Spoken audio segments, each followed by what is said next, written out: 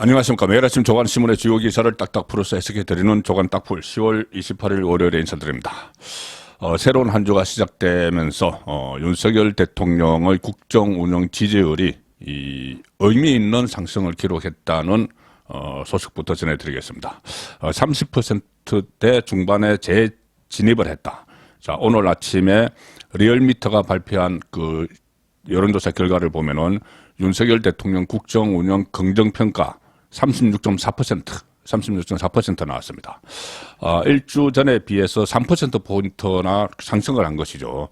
이렇게 3%포인트가 오른 것이 리얼미터 기준으로 주간 단위로 최대 폭의 상승치입니다. 지금까지 윤석열 대통령 취임하고 나서 일주에 3%포인트나 상승한 적이 없었다는 것이죠.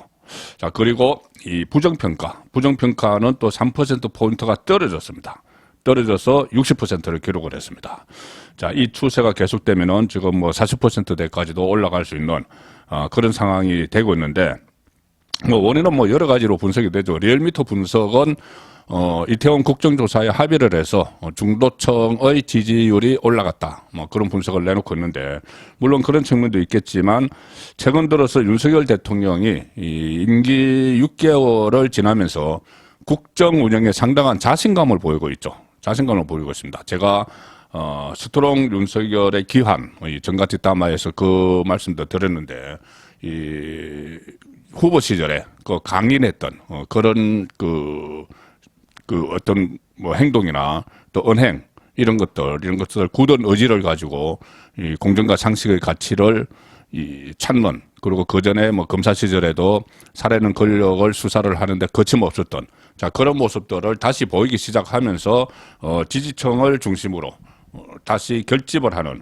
그 상황이 되고, 이런 또 강폭 행보, 윤석열 대통령의 행보가 최근에 아주 폭넓게 전개가 되고 있습니다. 강폭 행보와도 이 지지율 상승이 무관하지 않다, 그렇게 볼 수가 있겠죠. 특히 이 앞으로 용산 대통령 간접발 기사가 상당히 많아질 것 같습니다. 간접 정치, 뭐 만찬 정치, 이 말씀도 드렸었는데, 그동안 도어 스태핑을 통해서, 아침 출근길 도어 스태핑을 통해서 윤석열 대통령의 메시지가 많이 나왔죠. 자, 그런데 직접 메시지인데, 그걸 어떻게 보면은 발로 걷어 차버렸습니다. MBC 기자가 발로 걷어 차버려서 도어 스태핑이 잠정 중단이 됐는데, 그 대신 지금 간접발 기사가 오늘 아침에도 몇 개가 나왔습니다. 특히 금요일 날 3시간 20분 동안 그 정진석 비대위원장, 그리고 주호영 원내대표 등 이 여당 지도부와 만찬을 했죠. 그 뒷얘기가 오늘 아침 조간신문에서도 쏟아져 나왔고, 그리고 또 지도부 만찬 이전에 친윤 핵심 인사들과 또 부부 동반 만찬을 했다, 그 기사도 오늘 실렸습니다. 중앙일보 사면 기사입니다. 윤 대통령 잘 해보자. 간접 만찬에서 주호영과 포옹. 자, 주호영 원내대표는 그동안 친윤과 갈등설이 있었죠. 그리고 그 전에 대통령실의 핵심 참모 두 사람, 김은혜, 강승규 두 수석을 퇴장을 시켰죠. 웃기고 있네, 이 필담이 노출이 되는 바람에. 그래서 이 윤석열 대통령이 상당히 화를 냈다, 그런 그 분석 기사도 있었고, 또 한편으로는 국정조사 합의 과정에서 대통령실과 조율이 안 됐다. 그래서 좀 그 원내대표가, 주호영 원내대표가 윤석열 대통령의 그 눈밖에 났다, 아마 이런 말까지 나왔었는데, 그것이 아니다 하면서 간접 만찬에서 포옹을 하면서 격려를 했다. 그래서 이것을 기사로 뽑은 겁니다. 기사 제목으로 뽑은 겁니다. 여당 지도부 초청해서 단합 분위기를 가시를 했는데, 뭐 이태원 국정조사 같은 그 민감한 얘기는 하지 않았습니다. 하지 않았고, 김건희 여사가 간접 일대를 이렇게 소개하면서 예를 갖췄다. 그리고 대통령실 관계자는 공식적으로 간제 초청한 두 번째 모임이다. 첫 번째는 빈 살만 사우디아라비아 왕세자가 가셨죠. 그 분위기가 안 좋은 게 이상한 것이다. 공식적으로 두 번째 초청 모임이다. 물론 뭐 비공식 모임은 따로 있었습니다. 제가 잠시 후에 다시 설명을 드리죠. 뭐, 대한 내용도, 여당 지도부가 대한 내용도, 뭐, 빈살만이 왔을 때 빈살만이 놀랄까봐 간저에 있던 반려견들이죠. 반려견들이 지점에 놀랄까봐 반려견들을 경호동으로 옮겨놨다. 이런 일화들. 그리고 월드컵 지금 하고 있는데, 우리가 계속 잘해서 사우디아라비아와 만나면 어떻게 하나. 뭐, 우리가 져줄 수도 없고, 이런 농담을 해서, 어쨌든 화기애애한 분위기를 연출했다. 그 이야기를 하는 겁니다. 특히 윤 대통령은 정진석 비대위원장, 주호영 원내대표로 포옹을 하면서 이제 잘해보자, 고생도 해달라, 이제 잘해보자, 고생도 해달라고 격려도 했습니다. 자, 그래서 최근 대통령실이 여당을 보는 시각은 떨떠름했던 게 사실이다. 중앙일보의 기사입니다. 이태원 국정조사 합의 과정에서 대통령실 입장이 충분히 반영되지 않았다는 서운함이 깔려있다. 이 가령 조사 대상에 대검이 들어간 것, 대검은 뭐 마약 단속 때문에 이태원 참사를 못 막은 건 아니냐, 뭐 이런 논란이 있었죠. 일종의 그거는 논란이라기보다 한쪽에서 민주당이 일방적으로 주장하는 거죠. 자, 그런 것이 있었고, 또 대통령실도 국정조사 대상에 포함되는데, 대통령실 중에서도 뺄 때는 많이 빼야 되는데 경호처만 빠졌다. 그래서 불만이 있었지만 윤석열 대통령이 주호영 원내대표와 정진석 비대위원장에게 힘을 실어줬다. 자, 그런 기사입니다. 이 상황에서 야당은 이상민 파면을 가지고 다시 문제를 제기를 하기 시작했습니다. 야당은 이상민 파면 안 하면은 해임안을 내겠다. 여기에 대해서 여당은 친윤에서는 국정조사를 보이콧하겠다. 자, 이렇게 서로 뭐 대치를 하는 이 상황이 지금 전개가 되고 있는 것이죠. 야당은 갑자기 다시 이상민 행안부 장관 해임안을 들고 나왔습니다. 오늘이 12구 참사, 이태원 참사 한 달 되는 날이죠. 그래서 오늘까지 파면을 해라. 이렇게 치고 나오고 있습니다.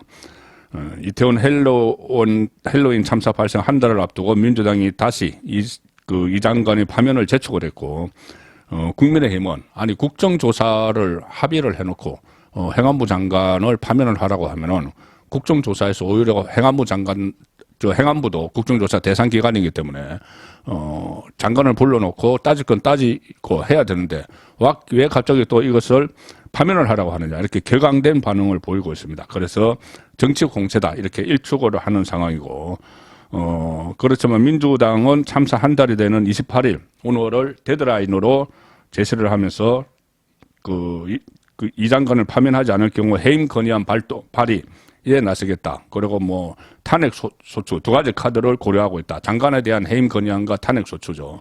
그런데 이 두 가지 사실상 뭐 정치 공세입니다. 해임 건의안은 말 그대로 건의안이기 때문에 다수당의 힘으로 통과시켜도 그 건의를 안 받아들이면 되는 거죠. 그리고 또 이 탄핵 소추는 이 탄핵을 국회에서 의결을 해도 이 헌법재판소에 다시 판정을 받아야 됩니다. 그래서 이거 헌법과 법률을 위반하지 않은 경우에는, 위반했을 경우에 탄핵에 해당이 되기 때문에 결과적으로는 이상민 장관을 강제로 이렇게 쫓아내기 어려운 상황이지만 지금 정치적 공세를 벌이고 있는 거죠. 국민의힘 장동혁 원내대변인도 수사 결과가 나오지 않은 상황에서 국정조사를 또 해보기도 전에 탄핵 소추부터 덜먹이는 저희가 도대체 뭐냐, 하나를 주면 또 둘을 달라고 한다. 자, 이런 반응이 나왔습니다. 국민의힘 일각에서는 이렇게 되니까 민주당이 이 장관의 해임 건의안을 제출할 경우에 국정조사를 보이콧해야 한다, 이런 주장도 나오고 있습니다. 그리고 제가 조금 전에 처음에 말씀드린 그 내용을 다시 좀 설명을 드리겠습니다. 뭐냐면은 관저 정치를 시작을 했다. 그리고 여러 가지 이것이 지금 동아일보 기사에 나와 있습니다.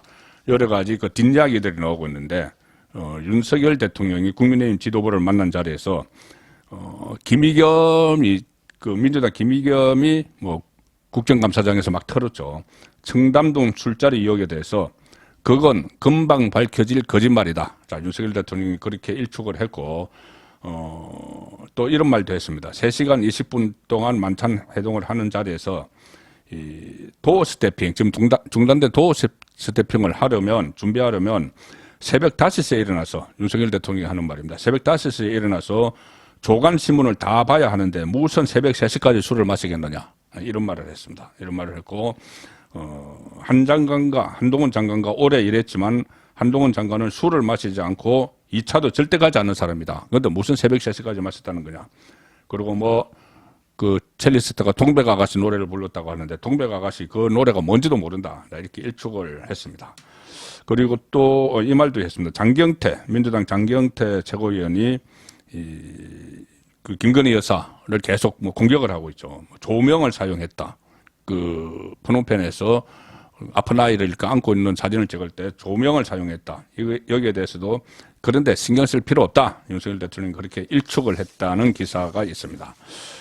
그리고 처음에 제가 모두에 말씀드린 대로 이 용산 관저에 공식적으로 초청한 그 팀은 이 당 지도부가 여당 지도부가 두 번째입니다. 빈살만의 첫 번째고. 그런데 그게 공식적으로는 그렇고 공개적으로는 그렇고 비공개적으로 초청을 받은 사람들이 있었는데 그중에 권성동, 장제원, 윤한홍, 이철규 이 친윤 의원들이 그 여당 지도부 해동하기 전에 이미 만찬을 했다는 겁니다. 화요일쯤에 만찬을 했다고 합니다. 지난주에. 한남동 간저 정치를 본격화한다. 이 조선일보 기사입니다. 조선일보 오면 기사인데 이 한남동 간저 정치가 본격화됐다. 친윤계 윤한홍, 이철규도 불렀다. 권성동, 장제원과 만찬. 그리고 지인들과 한국 우루과이 월드컵 축구도 관저에서 시청을 했다. 지금 다양한 인사들을 초대해서 의견을 듣고 있는 단계입니다. 한남동 간저로 불러 만찬을 여러 사람들과 하고 있는데 이 윤석열 대통령이 여당 중진 의원을 비롯해 다양한 인사들을 관저에 초대해 소통하고 있다. 이렇게 대통령실 관계자가 조선일보에 전했습니다. 25일에는 국민의힘 지도부 인사들을 초청해 만찬을 했고 또 권성동 장제원 의원의 만찬은 지난주 국민의힘 지도부 만찬보다 며칠 앞서 있었다. 그리고 부부 동반으로 진행됐다. 특히 권성동 장제원 의원이 윤석열 대통령과 자리를 함께한 점을 주목하고 있다. 지금 정치권에서는. 권성동 의원은 그때 원내대표를 조기에 사퇴했고 장제원 의원도 윤석열 정부에서 어떤 임명직도 맡지 않겠다 하면서 이선 후퇴를 선언을 했었죠. 자, 그런데 이 두 사람을 다시 이 대통령 간저로 불러서 이사하자마자 불러서 이렇게 격려를 하고 부부 모임을 갖고 한 것은 또 힘을 실어준 것 아니냐. 그래서 제가 어제 디바이드 룰, 분할 통치에 나선 것 아니냐. 박정식 분할 통치에 나선 것 아니냐. 그런 말씀을 드렸던 거죠. 한쪽에서는 지금 정진석 그 주호영 이 투톱 체제, 당 지도부 투톱 체제와 당 안에 있는 친윤 핵심 그룹, 원조 친윤들, 이 장제원, 권성동 이 양쪽이 지금 부딪히는 그런 모습을 보였는데 양쪽을 따로따로 다 관저로 불러서 이 만찬을 하면서 격려를 했습니다. 그래서 분할 통치에 나선 것 아니냐. 2인자는 두지 않고 경쟁을 붙이는 그런 용인수를 선보이기 시작을 했다. 자, 그런 말씀을 들었습니다. 이 용산 그 대통령 간저의 모습이 좀 궁금하실 텐데 이 청와대의 간저는 뭐 많이 소개가 됐죠. 그때 박근혜 전 대통령 시절에도 그렇고 많이 소개가 됐는데 조선일보 취재에 따르면 용산 대통령실 간저는 업무동 260평짜리 업무동이 있고 또 주거동이 있습니다. 주거동 160평이 있고 야외 정원이 있고 또 경호원들이 있는 경호동으로 구성이 되어 있고 관저 내부는 전체적으로 화이트톤, 업무동은 응접실을 지나 휴게 공간과 소회의실, 리셉션장과 연회장이 쭉 이어집니다. 그리고 국민의힘 지도부가 김건희 여사 안내를 받으면서 돌아본 것이 업무동, 그리고 휴게 공간에는 작은 실내 연못, 단풍나무가 있고 연회장의 천장은 한지, 병풍은 동양화로 꾸몄다. 업무동에서 복도를 지나면 주거동으로 연결된다. 이런 조선일보가 간저 모습도 취재를 했습니다. 앞으로 이 간저 정치가 시작된다. 뭐 이런 말이 많기 때문에 간저 모습을 제가 소개를 드렸습니다.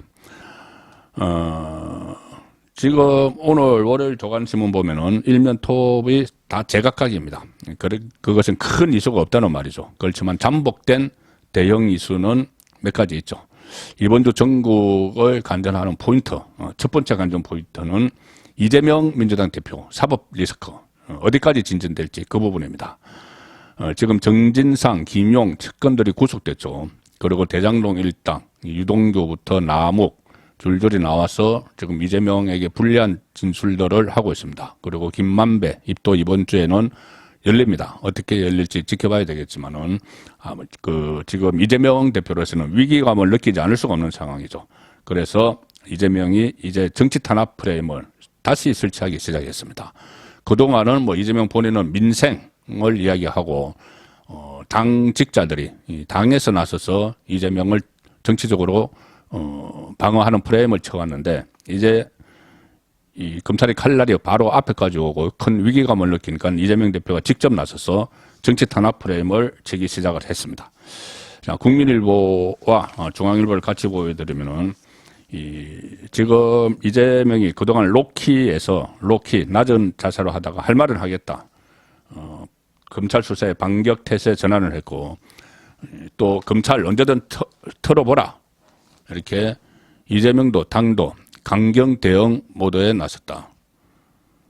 이것을 지금 정치 탄압이라고 이렇게 프레임을 지금 설치를 하고 있지만은 그렇다면은 만약에 이게 정치 탄압이고 허위라면은 이 정진상, 김용이 구속됐기 때문에 검찰과 법원이 다 말을 맞춘 거고 또 진술을 하기 시작한 유동규, 남욱 전부 다 짜고 해야지 이것이 사법적 문제가 아니고 정치적 문제가 되는 것이죠.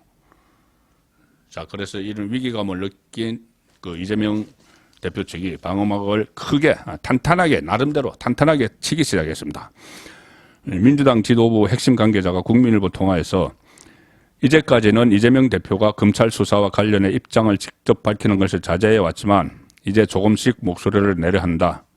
자, 이런 이야기. 친명계 핵심은 우리의 법적 방어 논리를 유출하지 않기 위해 검찰이 이재명 대표를 기소하기 전까지는 이재명 대표 혐의에 대해서 말을 아낄 거다. 기소가 현실화됐을 때 검찰을 향한 이 대표의 반격이 극대화될 것이다.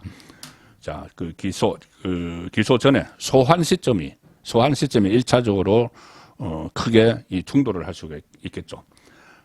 이재명은 당대표 취임 100일을 맞는 다음 달 5일에 기자간담회를 열고 사법 리스크와 관련한 입장을 밝힐지를 검토 중이다. 그런데 다음 달 5일 이전에 검찰이 또 소환을 할 가능성도 있습니다. 그렇게 되면은 강대강 충돌이 예상되는 상황이죠. 검찰 언제든 털어보라. 이재명도 당도 강경 대응 모드에 들었었다. 민주당 고위 관계자는 이렇게 이야기합니다. 현재 이재명 대표 관련 수사 검사만 서울중앙지검, 수원지검 등의 58명 가량으로 파악된다. 수사 목적이 정치 보복이 분명한 만큼 이재명 대표가 가만히 두고 보지 않을 것이다. 다만 이재명 특유의 이것은 중앙일보 분석입니다. 이재명 대표 특유의 돌파력이 사법 리스크 국면에서도 통할지는 미지수다. 이미 조홍천 의원 등이 이 대표에게 유감 표명을 압박한 가운데 침묵하던 의원들도 각자 비판 타이밍을 재고 있기 때문이다. 수사 검사가 58명이나 되니까 정치 목적이다. 정치 보복이다. 이렇게 하는데 그만큼 혐의가 많으니까 수사 검사가 많은 거죠. 역대급입니다. 저도 이렇게 당 대표가 여당이든 야당이든 당 대표가 이렇게 많은 범죄 혐의에 휘말려 있는 것은 아주 처음이죠. 뭐 대장동, 백현동, 성남 FC, 뭐 변호사비 대납 의혹, 법인카드 이렇게 많은 혐의를 받고 있으니 검사가 그렇게 많이 달려들어서 수사를 벌이고 있는 것이죠. 그리고 지금 침묵하던 의원들이 각자 비판 타이밍을 재고 있다. 이렇게 했는데 아마 1차 분출이 될 것은 그러니까 이재명을 위해서 왜 우리 민주당이 한꺼번에 다 위기에 빠져야 되느냐. 그것이 이재명 손절을 해야 된다. 이 의견이 분출이 될 것이 1차는 소환 시점, 2차는 기소 시점이 되겠죠. 그리고 이번 주 전국의 두 번째 관전 포인트는 새해 예산안 처리 문제입니다. 새해 예산안 처리. 한겨레 신문도 이렇게 했었습니다. 대통령실 이전비 등 예결이 공전을 하고 있다. 예산안 시한 내 처리 빨간불. 한겨레 신문도 걱정을 하죠.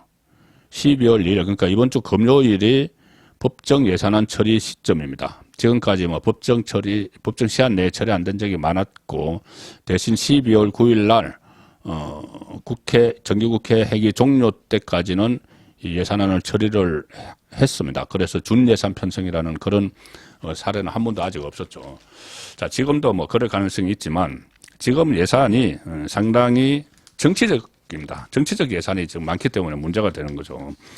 가령 이재명 표 예산은 대폭 정액을 하고 윤석열 대통령의 공약 사업은 무조건 깎아내립니다. 그리고 또 특히 대통령실 이전, 그리고 행안부 경찰국 설치, 법무부 인사정보관리단 설치 이런 예산은 다 깎아버리고 탈원전 했던 것을 복구하기 위해서 원전 산업 보건 사업비 이것도 다 깎고 뭐 기업 세금 부담 완화, 반도체 산업 육성 이런 것도 다 깎고 있습니다. 민주당이 다수당의 힘을 이용해서 그만큼 이 윤석열 정부를 어떻게 보면은 발목 잡는 정도가 아니고 인정을 하지 않겠다는 자 그런